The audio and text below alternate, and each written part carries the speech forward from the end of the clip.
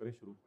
कल का vertical horizontal analysis नहीं किया हुआ तो खड़े हो जाएं, क्योंकि लेटेस्ट स्टैंडर्ड में हमने यहाँ तक देखा है कि एक्सान आई कैप ने वर्टिकल हॉरिजॉन्टल एनालिसिस करते हुए ब्रैकेट में कैलकुलेशंस भी शो की हैं, किसमें से क्या माइनस करके क्या फिगर आ रही है, और प्लस माइनस साइन जहाँ जहाँ लगाने थे उसने लगाए हैं, इंक्रीज के केस में, डिक्रीज के केस में।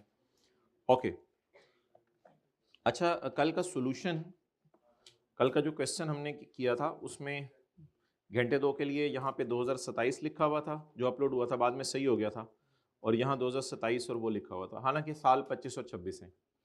अच्छा, अब जरा तसल्ली से बताएं कि हॉरिजॉन्टल एनालिसिस क्या होता है। ये होता है कि हमारे साल का कंपैरिजन पिछले साल से, जिसको हमने नाम रखा था कि डिफरेंस निकाल लें और पिछले साल की फिगर से डिवाइड करके परसेंटेज निकालें। हॉरिजॉन्टल एनालिसिस में प्लस साइन लगाना है रेशो के साथ अगर इंक्रीज आ रही है, और अगर डिक्रीज आ रही है तो माइनस साइन लगाना है। इसमें ये नहीं देखना क्या इनकम है क्या खर्चा है। ये जो जबानी लोग करके आ रहे हैं ना, ये चीजें छोटी छोटी मिस कर जाएंगे। ये क्लास में भी जबानी किया, घर में भी जबानी किया, पेपर में फिर मसला होगा। तो सादा सी बात है, लिखने की जरूरत नहीं। जहां जहां इंक्रीज आ रही है हॉरिजॉन्टल, अच्छा ये मुझे बताएं, हॉरिजॉन्टल एनालिसिस में मैंने 26 क्यों लिखा था सिर्फ? हॉरिजॉन्टल एनालिसिस में 26 और 25 क्यों नहीं लिखा? 25 का हॉरिजॉन्टल एनालिसिस नहीं हो सकता था, क्योंकि 25 के हॉरिजॉन्टल एनालिसिस के लिए 24 का डाटा नहीं था, इसलिए मैंने 26 का सिर्फ मांगा था हॉरिजॉन्टल एनालिसिस। इसमें 300 डिवाइडेड बाय 2700, 300 डिवाइडेड बाय 2700, और जवाब आ रहा था 11.11, और ऊपर लिखना था चेंज फ्रॉम 25 टू 26, ये ऊपर हेडिंग देनी थी। और देखिए यहां नेगेटिव साइन हमें नजर नहीं आ रहे। हाँ, जहां 40 का टैक्स गिर के 35 रह गया वहां हमने नेगेटिव साइन लिखे, लेकिन ऐसा कोई तस्वर नहीं 8 माइनस 12 इज इक्वल टू ये, क्योंकि ये परसेंटेज सारी इंडिपेंडेंटली कैलकुलेट हो रही हैं। ये 2 सालों का आपस में कंपैरिजन कर रहे हैं, ये थोड़ी सी एहतियातें थी। लेकिन अगर आप आए वर्टिकल एनालिसिस में, उसमें 1 साल का भी वर्टिकल एनालिसिस हो सकता है, क्योंकि वर्टिकल एनालिसिस में हमें इस साल की सेल चाहिए होती है और इस साल के बैलेंस शीट के टोटल एसेट चाहिए होते हैं। अच्छा देखें, अब वर्टिकल में हमने क्या किया है। अच्छा वैसे ना वर्टिकल में ये नहीं जरूरी था, ये सारा ये नहीं मेरे ख्याल से आपने बनाना था, आपने ब्रैकेट में बस कैलकुलेशन शो कर देनी थी कि मैंने ये फिगर्स कैसे निकालनी है। तो सॉर्ट ऑफ ये P&L बन गया परसेंटेज पे, 100 की सेल है, 75 की कॉस्ट ऑफ सेल है, ये जीपी परसेंटेज निकल आई है, ये ऑपरेटिंग एक्सपेंसेस परसेंटेज निकल आई है, ये ऑपरेटिंग प्रॉफिट की परसेंटेज निकल आई है, और ये नेट प्रॉफिट की परसेंटेज निकल आई है, जिसको हमने प्रॉफिटेबिलिटी रेशियोज कहा था। Done, it's over. अच्छा, अब मैं ना थोड़ा सा कल थोड़ा सा चीज़ें बोरिंग हो गई थी, आज मैं बोरिंग नहीं करना चाह रहा। आज हम चीज़ों को इंटरेस्टिंग रखेंगे, पूरा प्लान सुन लें। कोशिश करेंगे हम 5 से 6 रेशियोज के पास पेपर करें और 20 मिनट बाद इंशाल्लाह करने शुरू कर देंगे, और वो एक रिदम में आप करेंगे तो इंशाल्लाह ज़्यादा मज़ा आएगा। और दूसरी ये बात हम करने लगे हैं कि रेशियो डिसएडवांटेजेस पढ़ने लगे हैं, क्या हैं, बड़े आसान से हैं, वो ज़रा 15 मिनट आप बर्दाश्त कर लें मुझे, लेकिन वो आप इंजॉय करेंगे, वो EPS की तरह को बोरिंग नहीं है इतने, वो इंजॉय करेंगे आप। रेशियोज के डिसएडवांटेजेस,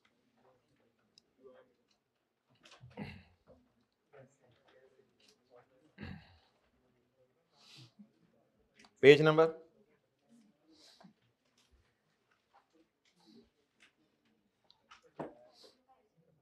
505। अच्छा, बड़े मजे के थे, मैंने जब पढ़े आज, पहले भी पढ़े थे एक दफा, लेकिन बड़े मजे के डिसएडवांटेजेस उसने लिखे हुए हैं। हिस्टोरिकल और हिस्टोरिकल वर्सेस करंट, पहले ये 2 डिसएडवांटेजेस समझें। लिमिटेशंस ऑफ रेशियोज, डिसएडवांटेजेस तो लफ्ज़ नहीं बोलना चाहिए, लिमिटेशंस ऑफ रेशियोज। भाई सबसे बड़ा मसला ये होता है कि आपने जो एसेट्स यूज किए हैं, क्या एसेट्स यूज होते हैं ना रेशियोज में 2-3 में, पता ही है ना, कहीं नॉन करंट होते हैं, कहीं नॉन करंट की जगह टोटल एसेट्स यूज होते हैं। आपने जो एसेट्स यूज किए ना, अच्छा कल या परसों तक ना आपके पास हम रेशोज का एक बड़ा क्रिटिकल किस्म का एक एनालिसिस भी लेके आएंगे। ये सारे रेशोज जब पास और पढ़ लेंगे ना तो उसको आप बड़ा एंजॉय करेंगे। उसमें हम आपको मिसाल के तौर पे मैं एक चीज बताने लगा हूं, उसमें हम आपको एक चीज बताएंगे कि रिटर्न ऑन इक्विटी में हमारे पास बेस इक्विटी थी, रिटर्न ऑन कैपिटल एम्प्लॉयड में हमारे पास बेस इक्विटी और लॉन्ग टर्म लोन्स थे, और रिटर्न ऑन एसेट में हमारे पास एसेट थे जो के बराबर होंगे इक्विटी और लॉन्ग टर्म लोन और करंट लायबिलिटीज के भी टोटल करके देख लो वही आएगा। ये एक बड़ी इंटरेस्टिंग चीज है, समझ आ गई होगी आपको। रिटर्न ऑन इक्विटी में हमारी बेस इक्विटी है, रिटर्न ऑन कैपिटल एम्प्लॉयड में हमारी बेस इक्विटी प्लस लोन है, रिटर्न ऑन एसेट में हमारी बेस टोटल एसेट है, total asset is equal to total liabilities plus equity. यानी रिटर्न ऑन एसेट में हमारी बेस इतनी बड़ी चली जाती है कि उसमें ना सिर्फ इक्विटी होती है बल्कि लोन होते हैं बल्कि करंट लाया, लेकिन उसको रिटर्न ऑन एसेट इसलिए कहते हैं कि एसेट साइड से टोटल उठाते हैं ना। रिटर्न ऑन इक्विटी बताती है इक्विटी ने क्या दिया, रिटर्न ऑन कैपिटल एम्प्लॉयड बताते हैं इक्विटी और लोन ने क्या दिया, रेट भाई क्या, और रिटर्न ऑन एसेट्स बताता है कि इक्विटी लॉन्ग टर्म लोन और करंट लायबिलिटी सबने इकट्ठे होकर बिजनेस को क्या दिया, और उसका नाम पड़ गया हुआ रिटर्न ऑन एसेट्स। मजा आया? ये इस तरह के कुछ एनालिसिस हैं जो आपको बताने हैं अभी आने वाले दिनों में। अच्छा आप मुझे ये बताएं, हिस्टोरिकल तो बड़ी आसान सी बात है, एक कंपनी पुरानी बनी हुई है तो उसने तो उसकी फिक्स्ड एसेट की बुक वैल्यू बहुत डिक्रीज कर दी होगी, और एक कंपनी नई बनी है उसने नए एसेट खरीद के वही सेल कर ली, और हमारा कॉलेज बहुत पुराने, हमने पुराने एसेट खरीद के रखे हुए हैं, जब हम पुराने एसेट की बुक वैल्यू को नीचे रखेंगे और वो कंपनी नए एसेट की बुक वैल्यू को नीचे रखेगी तो उसके एसेट की बुक, हालांकि एसेट तो एक ही जैसे हैं, नए पुराने से क्या फर्क पड़ता है, एसी पुराना हो गया तो हवा तो उसी तरह देता रहेगा, लेकिन हमारे जब एसेट डिनोमिनेटर में कम होंगे और उसके एसेट डिनोमिनेटर में ज्यादा होंगे तो कंपैरिजन फिर पॉसिबल नहीं रहेगा, हालांकि कंपैरिजन सेम बेस पे होना चाहिए। अब इसका कोई हल नहीं है, रेशोज ने बताया हुआ कि इसका हल क्या करें, तो ये नहीं है कि यानी रेशोज निकालते हुए अगर उसने रिवैल्यूएशन मॉडल यूज किया तो तुम भी रिवैल्यूएशन पे ले आओ, ये कंसोलिडेशन नहीं चल रही। तो बस ये लिमिटेशन में बता गया वो, यार रेशोज देखते हुए ना ये लिमिटेशंस हैं, जैसे रिश्ते हैं अब लोग कर लेते हैं, लिमिटेशंस और मसले मसाइल होते हैं, उनके साथ कहते हैं चलो यार उधर 4 मसले इधर 2 मसले, बस तो रेशोज का टॉपिक है उसमें मसले हैं, कहते हैं मसलों के साथ चलाओ टॉपिक, बस चल रहा है दुनिया में, क्या करें। All the information used in ratio analysis derived from actual historical results. This does not mean that the same results will carry forward into future. अच्छा एक ये भी कॉन्सेप्ट है, वो हिस्टोरिकल वाली बात मैं नीचे करूंगा, एक ये भी कॉन्सेप्ट है कि रेशियोज बजट की नहीं बनती। मैंने पॉइंट 2 वाली बात आपसे पहले कर दी, मादरत, पॉइंट 1 कुछ और है।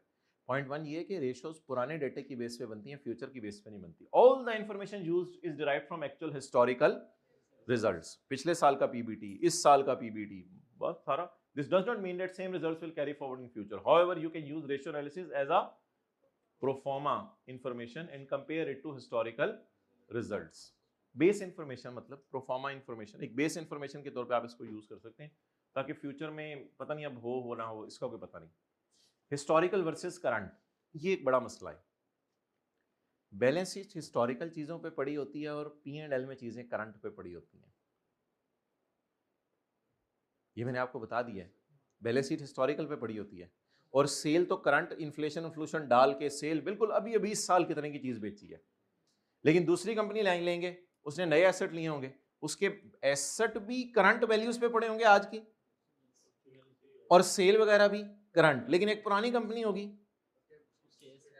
तो कंपैरिजन क्या हो जाएगा, मुश्किल हो जाएगा। Information on the P&L is current whereas the elements on the balance sheet are at which could vary substantially from current। तो एसेट बहुत महंगे होते हैं, लैंड बिल्डिंग बहुत महंगी है current.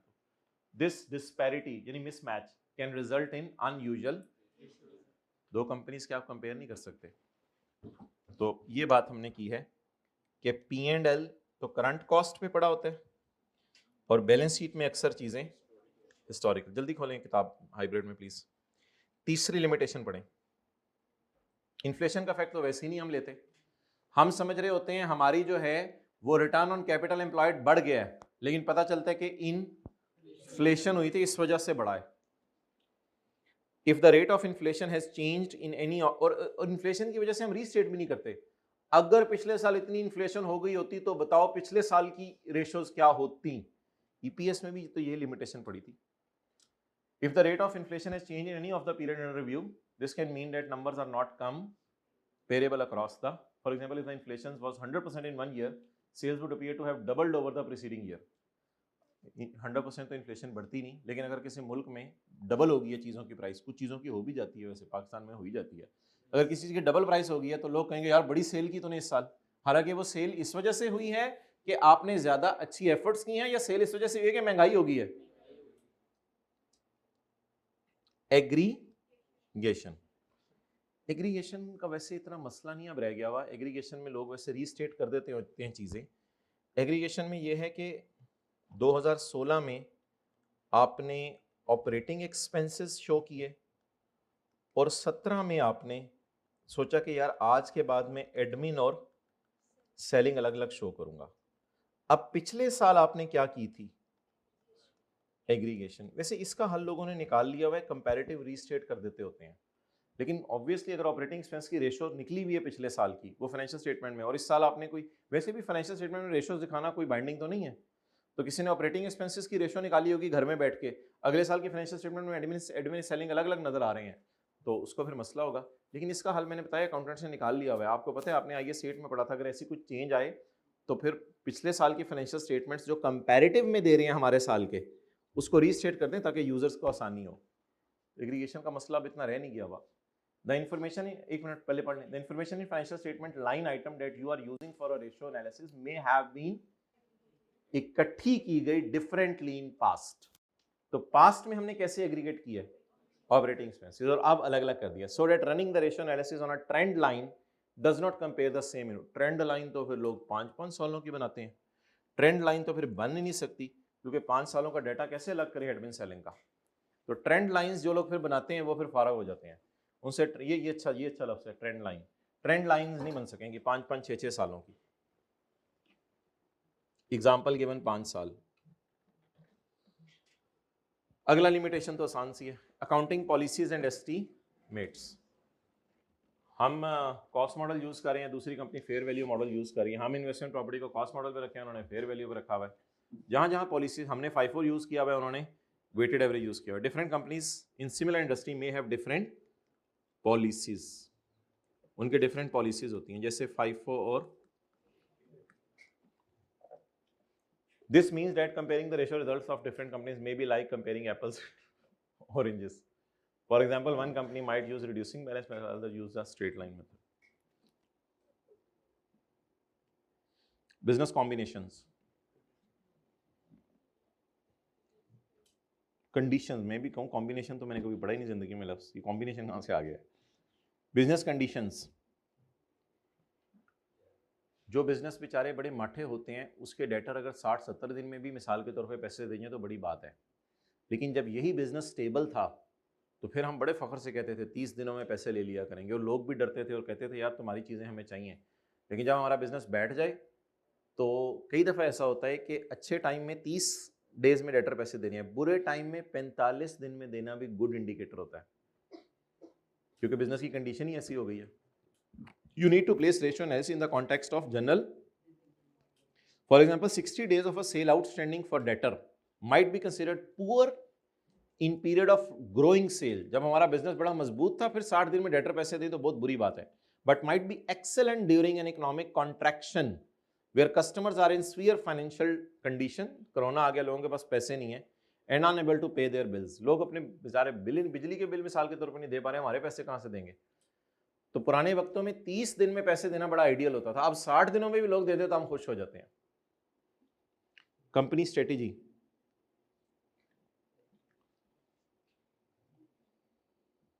It can be quite difficult to ascertain the reason for result of a ratio. कई दफा रेशो की रीजन नहीं पता चलती, हमें तो वैसे ही नहीं पता चलती सवालों में, वो तो हमारा मसला है। For example acid test ratio, acid test ratio नाम है क्विक रेशो का। Acid test ratio 2:1 might appear to be excellent। मेरे पास 2 रुपए 1 रुपए देने के लिए, ये 2 रुपए मैंने आपको बताया था करंट एसेट माइनस इन्वेंट्री, और अगर ये करंट रेशो है तो फिर ये current assets over current might appear to be excellent until you realize that company just sold a large amount of stock to बढ़ा its कैश पोजीशन। देखने में आपको रेशो बड़ी अच्छी लगी 2:1, बाद में अंदर की गेम ये पता चली कि ईयर एंड पे बड़ा हैवी स्टॉक बेच दिया ताकि कैश नजर आए। कैश थोड़ा सा स्टॉक से ज्यादा होता है, असल में स्टॉक पड़ा होता है कॉस्ट पे, और लोग थोड़ा सा डिस्काउंट देके ईयर एंड पे ज्यादा चीजें सेल करते हैं ताकि इस साल का पैट ज्यादा आए, और कैश ज्यादा आता है उससे, क्योंकि स्टॉक पड़ा हुआ 10 रुपए का बिकेगा 12-13 रुपए का। तो कहते हैं इस वजह से कंपनी कई दफा कोई स्ट्रेटेजीज लगाती हैं जिसकी वजह से रेशोज में मसला आ जाता है। अब मोर डिटेल्ड एनालिसिस फिर रिवील करना पड़ेगा कि ऐसे टेस्ट में क्या वजह बनी। हो सकता है पिछले साल हमने ऐसा ना किया हो, तो कंपनी की किसी एक साल स्ट्रेटेजी वो फिर जिस तरह कल मैंने सवाल में था, एकदम एडवर्टीजमेंट की थी नए सेल्स आउटलेट पे, तो कंपनी की स्ट्रेटेजी थी एग्रेसिव एडवर्टीजमेंट की, पिछले साल नहीं थी। अब शायद कंपैरिजन करना मुश्किल हो जाए। Interpretation, it can be difficult to interpret a ratio analysis comparison between two companies that are pursuing different strategies. For example, one company maybe follow a low cost strategy and is willing to accept lower gross margin. जल्दी बैठें। कुछ companies low cost strategy follow करती हैं and is willing to accept a lower gross margin. Conversely, a company in the same industry is focusing on high customer service where its prices are higher and gross margins are higher, लेकिन उनके revenue के level को नहीं पहुंच सकते। सस्ती चीजें कई दफा बेच के लोग रेवेन्यू ज्यादा कमा लेते हैं, और महंगी चीजें बेच के कई दफा रेवेन्यू की फिगर टोटल कम होती है, लेकिन वो लोग खुश होते हैं क्योंकि वो इतना कमा लेते हैं कि उनके बिजनेस भी चलता रहता है। लॉन्ग रन में शायद वो समझते हैं कि हम कुछ ना कुछ कर ही जाएंगे, जब कस्टमर का रिलेशन हमारे साथ अच्छा हो जाएगा और कस्टमर हमारे पे ट्रस्ट करने लग जाएगा। तो कुछ कंपनी सस्ती चीजें लेके बेचती हैं, उनकी सेल आर्जी तौर पे बढ़ जाती है, लेकिन लॉन्ग रन में जब लोगों को पता चलता है उनकी चीजें क्वालिटी लो है तो फिर हमारी तरफ शिफ्ट करेंगे। तो स्ट्रेटेजी कंपनी के फिर डिपेंड करती है इसके ऊपर। विंडो ड्रेसिंग तो ब्लेंडर है, ये तो इसकी इजाजत नहीं है। विंडो ड्रेसिंग का मतलब ये है कि आप धोखा देके रेशोज को मिसस्टेट करें। डिले इन पेइंग सप्लायर्स, आपने ईयर एंड के ऊपर अपने सप्लायर्स को कहा 31 दिसंबर को हम पेमेंट नहीं कर रहे, उन्होंने कहा क्यों, आपने कहा छोड़ो यार बस 2-3 दिन बाद आ जाना, ताकि हमारा कैश ज़्यादा नजर आए लोगों को। कहते ये तो ऐसा ना करो। वैसे ये जायज़ है बज़ाहिर, कोई इसका मसला नहीं है, लेकिन इसके पीछे बैक एंड में इंटेंशन आपकी सही नहीं है। जायज़ है सप्लायर से पेमेंट, लेकिन ये ईयर एंड पे जब आप हरकतें करते हैं तो फिर मसला है। Using lower estimate for allowance of doubtful debt, ये तो ICAP को नहीं लिखना चाहिए था इसमें, ये तो एरर टाइप थी, ये तो अलाउंस का रेट तो सही यूज़ होना चाहिए। बहरहाल अगर आप गलत रेट यूज़ करते हैं तो डेटर ज़्यादा आ जाएंगे और खर्चे कम हो जाएंगे। कैपिटलाइज स्मॉलर एक्सपेंडिचर, ज़बरदस्ती डस्टबिन को कैपिटलाइज कर दिया, छोटी चेयर को कैपिटलाइज कर दिया, चौंकी ली कैपिटलाइज कर दिया, debt would normally be charge to expenses to increase reported profits, ताकि प्रॉफिट्स बढ़ जाए। जाहिर बात है चीज़ जब खर्चों में नहीं जाएगी, बैलेंस शीट में जाएगी, चौंकी पोड़ी, तो फिर तो offer customers an early shipment discount, thereby accelerating revenue from future period in the current period. Offering customer an early payment discounts, लिख लें इधर, offering customer early payment discount, thereby accelerating revenue. payment discount भी बता देता हूँ। Lower depreciation expense by using higher useful lives or residual value.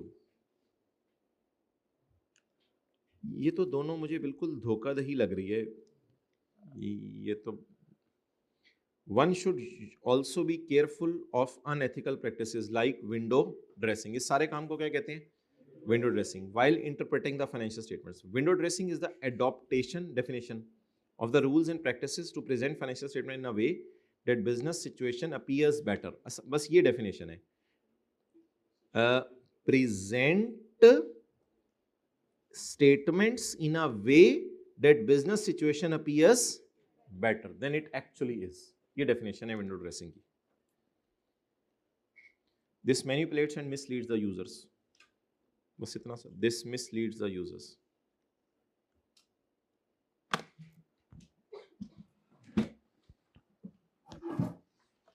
Some of the ways that may be manipulated लिखा हुआ है आगे। अच्छा भाई, गियरिंग रेशो की कल बात चल रही थी, तो गियरिंग रेशो वाला ना सफ़ा निकाल लें। अगर जगह नहीं है तो इंटरेस्ट कवर वाला सफ़ा खाली छुटा हुआ है वो निकाल लें। गियरिंग रेशो पे मैंने आपको कहा था बात करेंगे।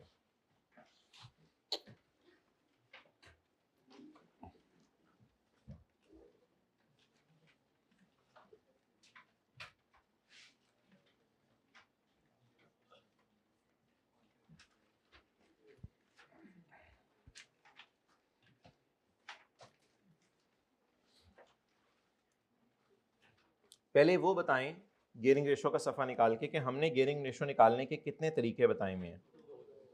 2 तरीके बताए। Number 1, long term loan divided by equity is equal to कितने %? 60%। Long term loan divided by long term loan plus, we are very lucky आज इसकी रिवीजन भी है, वो जो कल हमारा एक मसला क्रिएट हुआ था। 30 डिवाइडेड बाय 30 प्लस 50, 37.5%।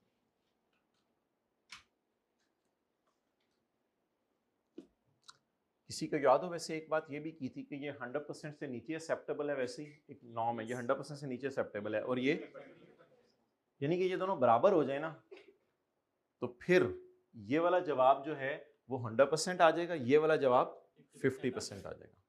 यहां तक पहले ऑब्जॉर्व कर लें, ये हमने कॉन्सेप्ट पढ़ा था। तो गियरिंग रेशो निकालने के कितने तरीके हैं? 2 तरीके।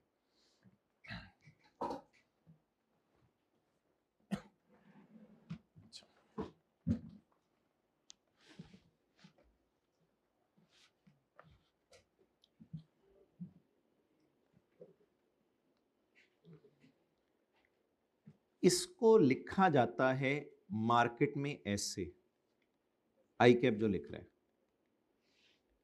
देखें इधर, इसको लिखा जाता है ऐसे।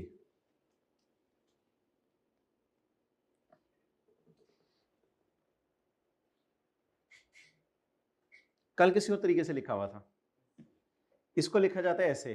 देखें 50 और 30 को देख लें, आपको समझ आ जाएगा। 50-30 को देखें, यानी कि 50 इक्विटी है 30 लोन है, या फिर 100 इक्विटी है और 60 लोन। Getting the point? जब कभी इस तरह पेपर में आ जाए ना, तो आपने फिर जब निकालना है ना अपने सवाल के लिए, आपने देखे कल पेपर में इस तरह दे रहा है कि 60:2 परसेंटेज में नहीं दे रहा, और मुझे लग रहा है इस तरह इस वजह से दे रहा है वो, ताकि वो आपको बता दे आपने कौन सा फॉर्मूला यूज करना है। So whenever he is showing equity 100, then you must use that formula. इधर ये नहीं होगा, इधर होगा, मैं आपको बताता हूं, इधर होगा डेट हमारा 37 और इक्विटी होगी 100 माइनस 37.5 इज इक्वल टू 62.5। तो ये है। अब अगर आप नोट कर लें इसको, बाकी इसकी लॉजिक फिर मैं आपको बताता हूं। आप बता दें इधर, एक मिनट आसान, पहले रट्टा मारें। अगर टोटल अगर इस तरह दिया हुआ है पेपर में, तो इसका मतलब है टोटल इसका 100 है, टोटल इसका 100 है, तो फिर वो कौन सा फॉर्मूला लगवाना चाह रहे हैं? ये वाला। और अगर इक्विटी को 100 दे दे और डेट को कुछ और दे दे, यानी इक्विटी के साथ 100 लिखे, तो फिर आपने क्या समझना है कि उसने सिर्फ डिवाइड इक्विटी से किया था। याद भी रह जाएगी ये बात, उसने सिर्फ डिवाइड किससे किया था? इक्विटी को 100 ले रहा है। ये 2 तरीके हैं।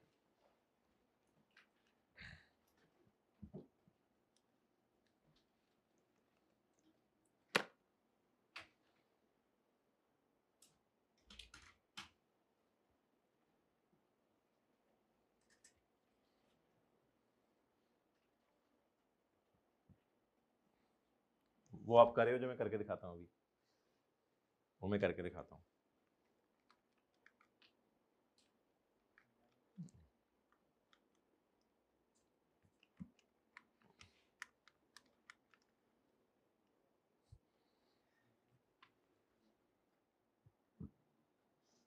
अच्छा,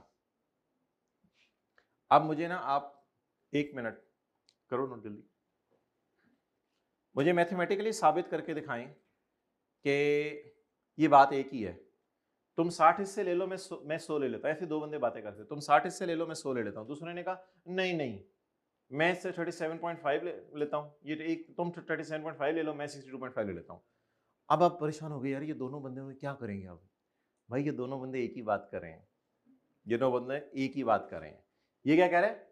तुम 60 हिस्से ले लो, मैं 100 हिस्से ले लूं, या तुम 37.5 ले लो, मैं 62.5 ले लूं। इसको ऐसे हम चेक करते हैं, 60 डिवाइडेड बाय 100। ये इधर से ना देखिएगा कुछ, वैसे इन दोनों को चेक करानो कि ये मैथमेटिकली बराबर है। 60 divide by 100 0.6, 37.5 divided by 62.5 is equal to 0.6। समझ आ गया? मैथमेटिकली दोनों बराबर हैं। समझ आ गया? अब इसको देख लेते हैं पेपर में इसकी एप्लीकेशन क्या है। तो मैथमेटिकली दोनों बराबर हैं ये तरीके।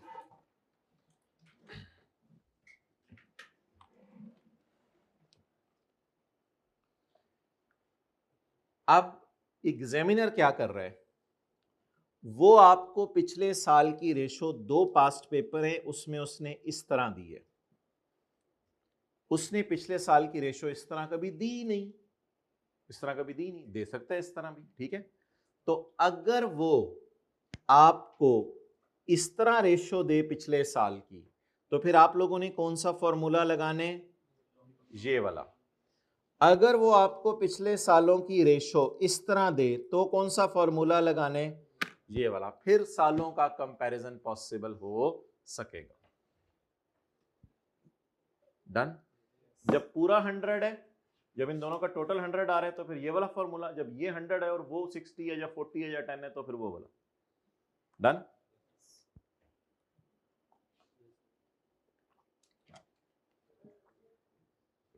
बनाओ दूसरा पार्ट।